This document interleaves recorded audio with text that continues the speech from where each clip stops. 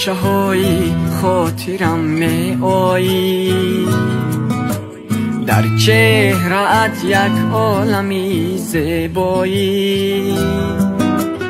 دل ساده آزاده جولان زنان میخوانی، افسانه ها از عالمی رویایی.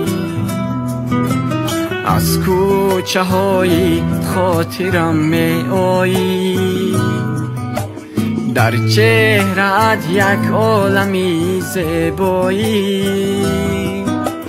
دل ساده آزاده جولان زنان میخوانی، افسانه ها از عالمی رویایی. لحظه های شکرینم کانی شهد و انگو بینم، خوشترینم بهترینم بچگی نازنینم. لحظه های شکرینم کانی شهد و انگو بینم، خوشترینم بهترینم بچگی نازنینم.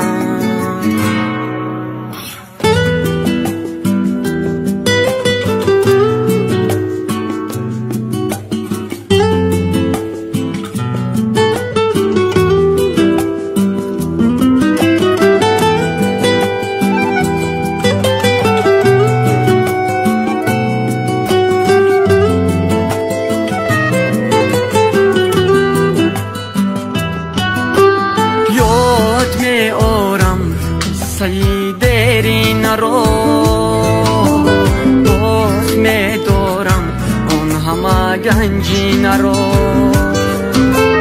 دوست می دارم، لذتی گم گشته رو چون روی مادر صحبتی آینه رو یاد می آرم. قصه دیرین رو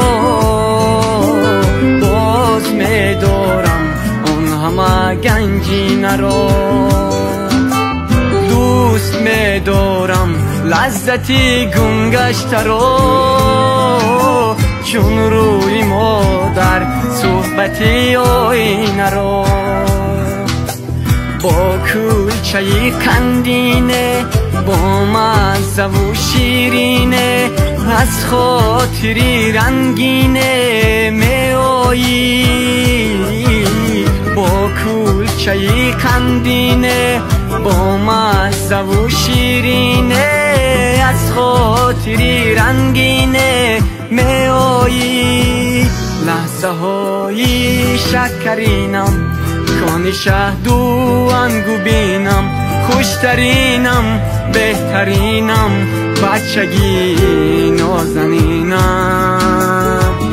لحظه های شکرینم کانی شهد و انگو بینم، خوشترینم بهترینم بچگی نازنینم.